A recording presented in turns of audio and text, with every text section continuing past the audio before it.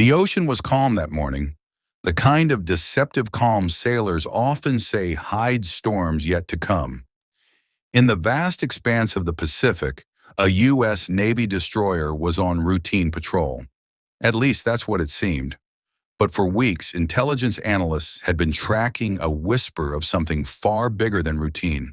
A cartel shipment unlike anything ever seen before, valued at over $1 billion, was making its way across the open seas. The cargo was hidden in a freighter that looked, on a paper, like just another cargo ship moving between ports in South America and Asia. But satellites had picked up irregularities, and intercepted communications hinted at something extraordinary. And so, the calm surface of the ocean was just the beginning of a storm that would unfold. The order came quietly to the ship's captain. Shadow the freighter, don't let it know you're there, and wait for the go signal. The Navy had played this game before, intercepting shipments worth millions but never billions. Everyone on board knew this wasn't just another bust. A billion-dollar shipment meant networks of corruption, violence, and power would be disrupted. It meant retaliation, danger, and eyes from every intelligence agency in the world watching closely. The freighter was massive, a rust-streaked container ship that could have carried anything from electronics to food supplies. But inside, hidden behind false walls and beneath layers of legitimate goods, were pallets stacked with tightly wrapped packages of narcotics, cocaine, heroin, fentanyl, and methamphetamine, all blended into a deadly cargo. The cartels had bet on the open sea being their safest route, away from airports and borders, but the ocean wasn't theirs to command. Not when the U.S. Navy was watching. As the destroyer moved into position, helicopters prepped for launch, and a Navy SEAL detachment prepared for boarding. The decision was made at dawn. A sudden burst of speed, a radio call demanding the freighter to stop, and then silence. The freighter didn't respond, didn't even acknowledge the hail. That was expected. These ships never did. The captain gave the order, and within minutes, the sky was filled with the roar of rotors. Armed sailors descended from helicopters, fast roping onto the deck, rifles at the ready. The freighter's crew scrambled in panic, some trying to lock hatches, others attempting to dump documents into the sea. But it was over before it began. The Navy had trained for this exact moment countless times. Within minutes, the deck was secured. Inside the ship, the truth was uncovered.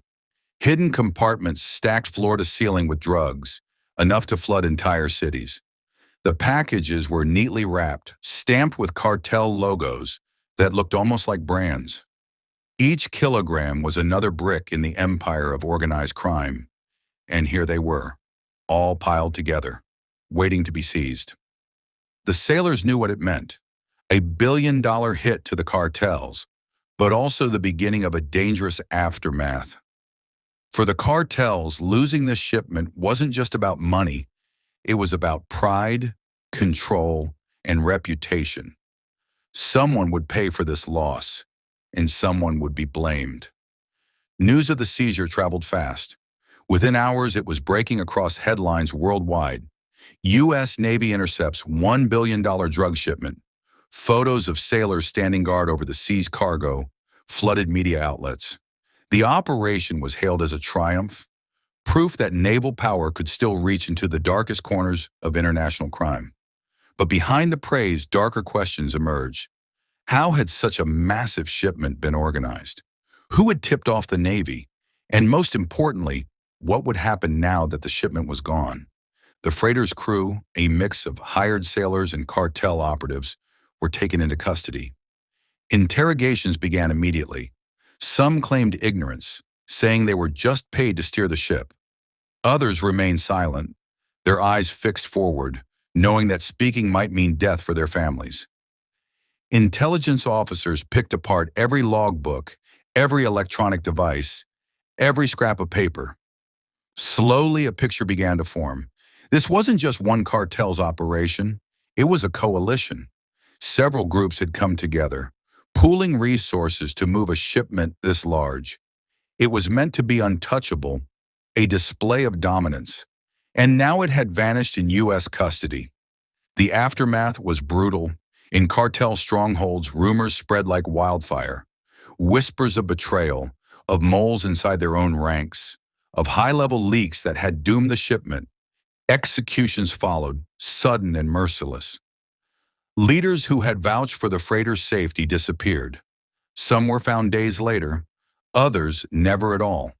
The cartels turned inward, tearing themselves apart in a spiral of paranoia and revenge. What was meant to be a show of strength had become a spectacle of weakness. Meanwhile, the U.S. Navy faced its own storm. The sailors involved in the operation were celebrated as heroes, but security around them tightened. Intelligence suggested that the cartels were looking for payback. Bounties were whispered about. Millions offered for information on the operation, millions more for anyone who could strike back. The Navy knew it couldn't protect every sailor forever. The men and women involved had stepped into history, but they had also painted targets on their backs.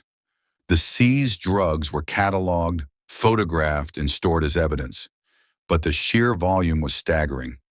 Warehouses filled with narcotics sat under armed guard, waiting for trial proceedings to finish before being destroyed. For investigators, it was a goldmine. Hidden within the packages were codes, markings, and even GPS trackers meant for cartel logistics.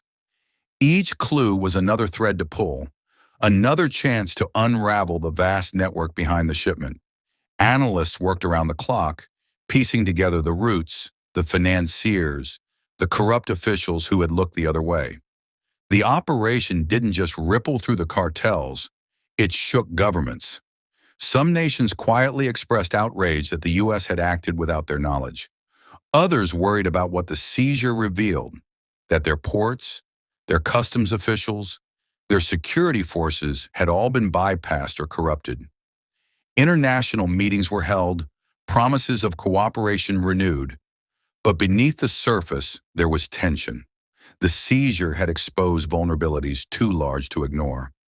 For the sailors, though, the memory of that morning lingered. The adrenaline of boarding the freighter, the shock of seeing the endless stacks of drugs, the weight of knowing what they had just taken from the ocean. Some spoke of it with pride, others with unease. Because in the quiet moments after the headlines faded, they wondered what would come next. Would the cartel strike back? Would the billion-dollar loss truly weaken them? Or would it push them to escalate? For every billion seized, there were billions more still moving, hidden in ships, trucks, and planes. Months later, the story took an unexpected turn. A leak from within an Allied intelligence service revealed that the shipment had been marked from the very beginning. Not by the Navy, but by rivals within the cartel world itself. One faction had tipped off authorities to sabotage the others, using the Navy as an unwitting weapon in their war. The revelation shocked investigators. It meant the billion-dollar bust, while real, was also part of a larger game. The cartels had sacrificed one shipment to destroy their rivals, knowing the U.S. would do the dirty work for them. The Navy's success, it seemed, was also a manipulation. This truth never made it to the headlines. Officially, the operation remained a triumph, a symbol of strength. But inside the classified reports, the tone was different. The Navy had won a battle, yes, but the war was far from over. The cartels were evolving, adapting, even using law enforcement victories as weapons in their own power struggles.